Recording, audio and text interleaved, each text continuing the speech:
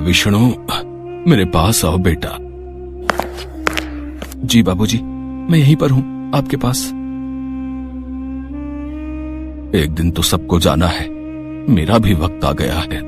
लक्ष्मी, तुम भी मेरे पास आकर बैठो बेटी। अब सुंदर कहाँ है?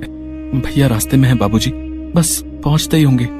वो भी आ जाता तो ठीक रहता। तुम सबको एक जरूरी बात बतानी थी, कहीं उसके आने से पहले मेरे प्राण न निकल जाएं। ऐसा न कहिए पिताजी, आपको कुछ नहीं होगा। भैया भाभी बस आते ही होंगे। आएंगे, जरूर आएंगे वो, पर मेरे चले जाने के बाद और आते ही अपना हिस्सा मांगेंगे। अच्छे से जानता हूं उन दोनों को। तुम दोनों बहुत भोले हो और वो दोनों एक नंबर के चालाक। खैर, अब जो मैं बताने जा रहा हूं उसे ध्यान से सुनो। मैंने इस तरह बंसीलाल स्वर्ग सिधार गए और उनकी बात अधूरी ही रह गई। विष्णु और लक्ष्मी फूट फूट कर रोने लगे। बंसीलाल के दो बेटे थे। बड़े बेटे का नाम सुंदर और उसकी पत्नी मालती थी, जबकि विष्णु उनका छोटा बेटा था और उसकी पत्नी लक्ष्मी थी। बंसीलाल हमेशा से विष्णु के घर पर ही रहते थे। विष्णु और लक्ष्मी उनकी खूब सेवा करते थे, जबकि सुंदर और मालती को तो हमेशा से बस बंसीलाल की जमीन जायदाद से ही मतलब था। जैसा कि बंसीलाल ने कहा था, उनकी मौत के बाद सुंदर और मालती वहाँ पहुँचे। विष्णु, पिताजी चल बसे क्या? जी भैया, हम अनाथ हो गए भैया। बाबूजी नहीं रहे। कोई बात नहीं, हिम्मत रख भाई। अच्छा ये बता, पिताजी ने जाते हुए कुछ कहा क्या? नहीं तो मतलब, अरे वही अपनी जमीन या खेत के बारे में कुछ? नहीं भैया, इस बारे में तो कुछ नहीं कहा। हाँ तो ठीक है ना, आप दो ही भाई तो हो, आधी आधी बांट लो जमीन। भाभी, अभी अभी पिताजी का देहांत हुआ है, ये सब बातें बाद में भी तो हो सकती हैं। हाँ, तो मैं कौन सा बिल्कुल अभी कागज पत्तर मांग रही हूँ। सुंदर और मालती एक नंबर के लालची थे। सुंदर बहुत पहले ही पैसे कमाने के चक्कर में शहर चला गया था और शहर में रहकर उसने अच्छा खासा पैसा भी कमा लिया था, जबकि विष्णु सिर्फ इसलिए गांव में रहा ताकि वो अपने पिता की देखभाल कर सके और खेती बाड़ी संभाल सके। इस तरह से सुंदर के मुकाबले विष्णु हमेशा से ही गरीब ही रहा। लेकिन इस बात का न तो विष्णु को कोई अफसोस था और न ही उसकी पत्नी लक्ष्मी को। दोनों ने मिलकर बंसीलाल का बहुत अच्छे से ख्याल रखा और उन्हें कभी कोई कमी नहीं होने दी। जबकि अमीर होने के बावजूद सुंदर और उसकी पत्नी मालती एक नंबर के कंजूस और लालची थे। उन्होंने जीते जी तो कभी बंसीलाल की सुध नहीं ली, लेकिन अब उनके देहांत के बाद अपना हिस्सा मांगने जरूर पहुंच गए थे। विष्णु, अब तो सारे काम निपट गए हैं और मेरी छुट्टी भी खत्म होने वाली है। तो आओ, अब जरा बंटवारा कर लेते हैं। भैया, बंटवारा करना जरूरी है क्या? और नहीं तो क्या विष्णु भैया, आप तो रहते हो गांव में, अपनी जमीन की देखरेख कर ही लोगे, पर हम शहर से कहाँ आते रहेंगे बार बार? इतना टाइम थोड़ी ही होता है हमारे पास। अब बंटवारा हो जाए तो हम अपने हिस्से की जमीन बेचकर निश्चिंत हो जाए और फिर चले जाए वापस। भाभी, तो क्या गाँव से कोई नाता नहीं रखोगी? अब यहाँ गांव में है ही क्या लक्ष्मी? पहले पिताजी थे तो फिर भी आना जाना हो जाता था, अब क्या ही करना है यहाँ आकर? मालती और सुंदर ने जिद ठान ली थी कि बंटवारा तो होकर रहेगा। और फिर बंटवारे से ठीक एक दिन पहले, सुनो जी। हाँ बताओ। मेरे पास एक कमाल का आइडिया है। अगर हम कुछ ऐसा करें कि विष्णु अपनी जमीन भी हमें बेच दे तो कैसा रहेगा? पर वो अपने हिस्से की जमीन हमें क्यों बेचेगा? और हम क्या करेंगे इतनी सारी जमीन का भाई? हम क्या करेंगे मतलब? अरे सारी जमीन बेच बाच कर शहर में बढ़िया घर और चमचमाती गाड़ी लेंगे, और क्या। पर ऐसा होगा कैसे भाई? मालती ने सुंदर को अपने दिमाग की सारी खुराफात बता दी। फिर अगले दिन सुंदर सुबह विष्णु से बोला, विष्णु, क्या कर रहे हो? खेत जा रहा हूँ भैया, बीज बोने हैं। अच्छा, तो तुम मेरे साथ तहसील नहीं चलोगे क्या? तहसील? वहाँ क्यों जाना है भैया? अरे वो पिताजी का मृत्यु प्रमाण पत्र लेकर जमीन अपने नाम ट्रांसफर करवानी पड़ेगी ना। ओहो, भैया आप ही देख लो ना ये सब, मुझे वैसे इन सब के बारे में क्या पता। चलो ठीक है, मैं अपने हिसाब से देख लूंगा। भोला भाला विष्णु सुंदर पर बहुत भरोसा करता था। आखिर दोनों सगे भाई थे। उधर मालती और सुंदर तो यही चाहते थे कि विष्णु उनके साथ ना जाए। मालती और विष्णु उस दिन तहसील के बहाने सारा दिन घूमते रहे और फिर शाम को अपने प्लान के मुताबिक वो घर में दाखिल हुए। अरे भैया भाभी, आ गए आप लोग? थक गए होंगे ना, पूरा दिन लग गया आज तो। अरे पूछो मत, पूरा दिन धूप में परेशान हो गए। और हासिल क्या हुआ? ढेला। ढेला ही मिलेगा ना। पिताजी ने हमारे लिए कुछ नहीं छोड़ा। कुछ नहीं छोड़ा? मतलब पिताजी हमारे लिए इतनी सारी जमीन छोड़ तो गए हैं ना? अरे ये जमीन हमारी नहीं है लक्ष्मी। पिताजी ने बैंक से लोन लिया था ना 2 लाख रुपए का, जो उन्होंने चुकाया नहीं, और बैंक ने अब जमीन पर केस लगा दिया है। तब तक उनको पैसा नहीं मिलेगा। जमीन हमारी तो क्या, किसी के भी नाम नहीं हो पाएगी। पर भैया, पिताजी ने तो इस बारे में कभी कुछ नहीं बताया। अरे कैसे बताते?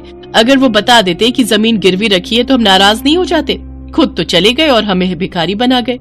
कुछ भी हो भाभी, पर ऐसे तो मत बोलिए पिताजी के बारे में। अरे तुम चुप रहो लक्ष्मी। ये देख रही हो, ये बैंक का नोटिस है। इसमें साफ साफ लिखा है कि अगर हमने 1 महीने के अंदर 4 लाख रुपए नहीं चुकाए तो वो खेत की जमीन के साथ साथ हमारे घरों पर भी कब्जा कर लेंगे। हे भगवान, अब हम क्या करेंगे भैया? अब तो बस एक ही तरीका है विष्णु, 2 लाख तुम दो, 2 लाख हम देते हैं और जमीन बचा लेते हैं। भैया लेकिन इतना पैसा तो नहीं है हमारे पास। विष्णु और लक्ष्मी सुंदर और मालती की चाल में फंस चुके थे। वैसे एक तरीका है जिससे काम बन सकता है। हाँ, तो जल्दी बताओ ना। अगर ये दोनों अपने हिस्से की जमीन बेच दें तो काम बन सकता है। पर हम जमीन कैसे बेच सकते हैं? आप ही ने तो बताया कि जमीन पर केस है। हाँ, कोई और तो नहीं ले सकता, लेकिन हम तो ले सकते हैं। अगर तुम दोनों अपने हिस्से की जमीन हमें दे दो तो मैं अपने भैया से 2 लाख रुपए लेकर बैंक के पैसे चुका दूंगी, और फिर जब जमीन पर केस खत्म हो जाएगा तो उसे बेचकर अपने भैया के पैसे चुका दूंगी। भाभी, ऐसे तो हमारे पास जमीन ही नहीं रहेगी। अरे नहीं, ऐसा मत सोचो। वो नदी के पास अपना छोटा खेत है ना, ऐसा करो उसे तुम ले लो, उसी पर खेती करो। तुम मेरे भाई हो, इतना तो मैं कर ही सकता हूँ तुम्हारे लिए। बस एक वही ऐसा खेत है जो गिरवी नहीं है। मालती और सुंदर ने बहुत गहरी चाल चली थी। उधर विष्णु और लक्ष्मी सोच रहे थे कि उनके भैया भाभी ने उनका घर बिकने से बचा लिया है। फिर वैसा ही हुआ जैसा तय हुआ था। लक्ष्मी और विष्णु ने अपने हिस्से की जमीन मालती के नाम कर दी और खुद नदी के पास वाले खेत में खेती करने लगे। फिर कई दिन बीत गए। मालती और सुंदर सारी जमीन मिलने से खुश थे, तो विष्णु और लक्ष्मी भी अपना घर बच जाने की बात से संतुष्ट थे। लेकिन वो कहते हैं ना कि जो जैसा बोता है वैसा ही काटता है। एक दिन सुबह सुबह नदी के पास वाले खेत में, लक्ष्मी, लक्ष्मी, जल्दी इधर आओ। क्या हुआ जी? ये देखो, खेत में जुताई करते हुए मुझे क्या मिला? जुताई में विष्णु को एक लोहे का बक्सा मिला था जिसमें ढेर सारे सोने के सिक्के भरे हुए थे। तो वहीं दूसरी तरफ ठीक उसी वक्त शहर में मालती के घर की घंटी बजी। ये घर सुंदर का है? जी हाँ, आप कौन? हम लक्ष्मी सागर बैंक से आए हैं। आपके पिता बंसीलाल ने 4 लाख रुपए का लोन लिया था हमसे, और उन्होंने उसकी सिर्फ 3-4 किश्तें ही चुकाई हैं। हम गांव में आपकी खेती की सारी जमीन अपने कब्जे में ले चुके हैं और उसकी नीलामी करेंगे। अगर आप चाहते हैं कि हम ऐसा ना करें तो आपको सूद समेत कुल 9 लाख रुपए भरने पड़ेंगे, वो भी 3 महीनों के अंदर। सुंदर आए तो उन्हें ये बात बता देना। मालती को समझ नहीं आ रहा था कि आखिर ये सब क्या हुआ और कैसे हो गया, लेकिन सच तो यही था कि अब जाकर हुआ था असल मायने में बंटवारा। जिसने जो बोया था वही उसे मिल रहा था।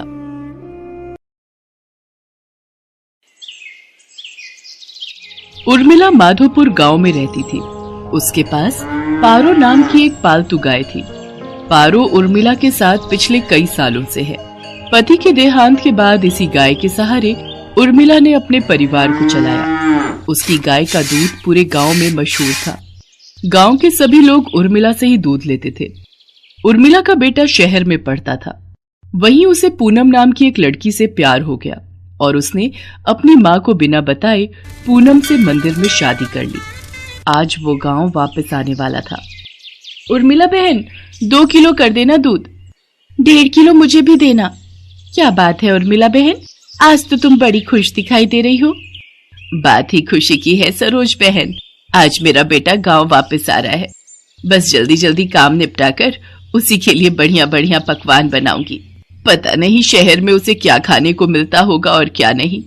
अच्छा तो ये बात है, चलो बहुत बढ़िया हुआ। कब से बेटे के बिना अकेले रहते रहते तुम उदास हो गई हो। अब वो आ जाएगा तो तुम्हारे साथ काम में भी मदद कर देगा। हाँ वो तो है। अरे आ रही हूँ पारो, तू क्यों आवाज लगा रही है? मैं जानती हूँ तू भी सूरज का नाम सुनकर बहुत खुश हो रही है। रुक, मैं अभी तुझे चारा डालती हूँ, फिर तो सूरज ही तुझे खिलाएगा। उर्मिला की गाय पारो अपनी आवाज में उससे बातें कर रही थी, मानो वो भी सूरज के आने की खुशी मना रही हो। शाम के समय सूरज आ जाता है, पर अपने बेटे के साथ बहू को देखकर उर्मिला को बहुत बुरा लगता है। माँ तुम नाराज मत हो, सब कुछ बहुत जल्दबाजी में हुआ। पूनम के पिताजी की तबीयत ठीक नहीं थी और वो चाहते थे कि हम ये शादी जल्दी से जल्दी कर लें, इसलिए मैं आपको बता ही नहीं पाया, पर अब मैं आपके साथ ही रहूंगा। आप चिंता मत करो। और माँ पूनम बहुत अच्छे स्वभाव की पढ़ी लिखी लड़की है, आप एक दूसरे को आसानी से समझ जाओगे।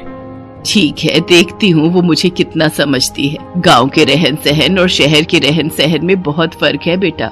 उर्मिला की तरह पूनम घर के कामकाज नहीं कर पाती थी, उसे तो घर का कोई भी काम करना नहीं आता था। सूरज, तुमने मुझे कहाँ लाकर पटक दिया है? मुझसे ये घर के काम नहीं होते, हमें शहर वापस चलना चाहिए। उस गाय का गोबर साफ करो, उसे चारा डालो, उसे नहलाओ, घर की लीपा पोती करो। ये सब करके तो बदबू के मारे मेरा बुरा हाल हो रहा है। ऊपर से तुम्हारी माँ को माजी माजी का नाटक करते हुए लहसुन प्याज ही काटती रह जाऊंगी। कैसी बातें कर रही हो पूनम? यहाँ पर सारा कामकाज बना हुआ है। मैं तो यहाँ पर बढ़िया सी डेयरी खोलने की सोच रहा हूँ। दूध, घी, पनीर, दही और कुछ खास मिठाइयों की बहुत ही बढ़िया डेयरी खुल जाएगी। हमारी अच्छी खासी कमाई हो जाएगी। शहर में घर का किराया, खर्चा पानी कितना ज्यादा है, वहां पर मुझे काम सेट करने में ही सालों गुजर जाएंगे। और जहां पर मेरा अपना खुद का घर का काम है, हम शहर में क्या करेंगे? तुम्हें पता भी है, हमारी गाय का दूध पूरे गांव में मशहूर है। सोचो हम कितना कमा लेंगे। और फिर हमारे यहां रहने से मां को भी सहारा रहेगा। वो बेचारी अकेले काम नहीं संभाल पाती है। अच्छा तुम काम करो, मैं थोड़ी देर बाजार होकर आता हूं। कह तो सूरज ठीक ही रहे हैं, शहर में काम करने के लिए पैसों की भी जरूरत होगी। यहाँ पर तो अपना मकान, अपना काम है, और फिर हमें तो पैसे कमाने से मतलब है। कुछ सालों में अच्छे पैसे कमा लिए तो बाद में शहर जाकर बस जाएंगे। पर मुझे किसी भी तरह से सासू माँ से अलग होना है, ताकि उस गाय पर मेरा कब्जा हो जाए। पता नहीं, माँ जी तो बहुत चालाक है, कितने पैसे अपने अंदर करके बैठी होंगी। पूनम को पता था कि सूरज गांव में ही काम बढ़ाने वाला है, इसलिए वो अलग होने के रास्ते ढूंढने लगी। सूरज, सुबह से काम कर करके मैं थक गई हूँ। मेरे आने के बाद माँ जी ने घर के सारे काम मेरे ही जिम्मे डाल दिए हैं। गाय को नहलाना, धुलाना, गोबर साफ करना, चारा डालना, सारी देखभाल तो मैं करती हूँ। और दूध बेचने के टाइम पर माँ जी गल्ला लेकर तखत पर खुद बैठ जाती हैं। ऐसे थोड़ी होता है। मैं अब और बर्दाश्त नहीं कर सकती। जब मैं इतना काम कर रही हूँ तो फिर मैं अलग ही रहूंगी। मुझे माँ जी के साथ नहीं रहना। और हाँ, उस गाय पर मेरा हक है, मुझे तो बस बंटवारा चाहिए, गाय का बंटवारा। पूनम इतनी जोर जोर से चिल्लाकर ये बात कह रही थी कि उसकी बात उर्मिला के साथ साथ पड़ोसियों ने भी सुन ली और सब वहाँ आ गए। बहू, बंटवारा? वो भी मेरी पारो का? मेरे जीते जी ऐसा कभी नहीं होगा। और तुम जानती ही क्या हो पारो के बारे में? उसे मैंने बहुत प्यार से पाला है, उसकी देखभाल की है। तुम मेरी पारो को एक दिन भी रख कर तो दिखाओ, वो तुम्हारे साथ एक दिन भी नहीं रहेगी। हाँ हाँ, इस गाय की देखभाल मैं कर लूंगी, आप उसकी चिंता मत करो। पर एक शर्त है, आप बीच में दखलंदाजी नहीं करोगी। मैं जैसी मर्जी गाय की देखभाल करूं, आप उससे दूर रहोगी। सूरज, अगर आज बंटवारा नहीं हुआ तो मैं तुम्हें छोड़कर शहर चली जाऊंगी।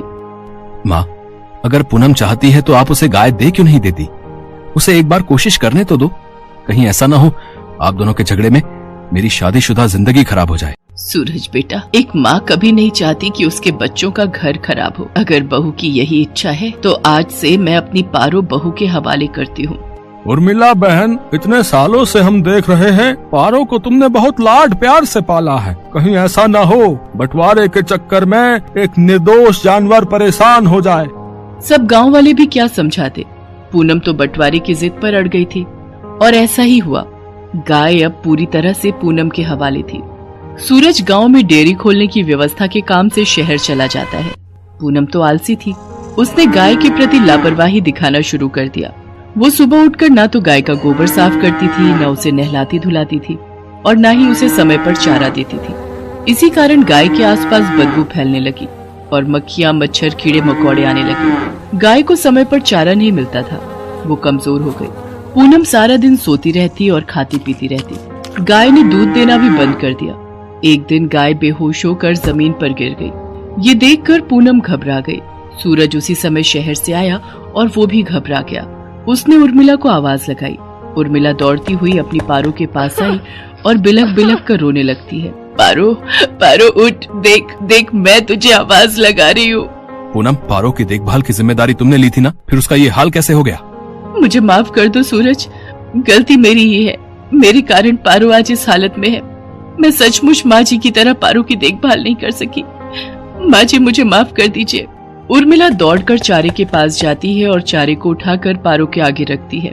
पारो को उर्मिला के स्पर्श का एहसास होता है। वो थोड़ा सा हिलती है। ये देखकर सब खुश हो जाते हैं।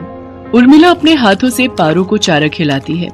पारो खुशी खुशी ढेर सारा चारा खा लेती है, मानो वो कब से उर्मिला के हाथों से ही चारा खाना चाह रही थी। पूनम को अपनी गलती का एहसास हो जाता है और वो उर्मिला से माफी मांगती है। कुछ दिनों में पारो फिर से ठीक हो जाती है। अब सूरज ने भी गांव में एक बड़ी डेयरी खोल ली थी। धीरे धीरे सब कुछ ठीक हो जाता है और दोनों सास बहू मिलकर पारो की देखभाल करने लगती है। पारो भी अब बहुत खुश थी।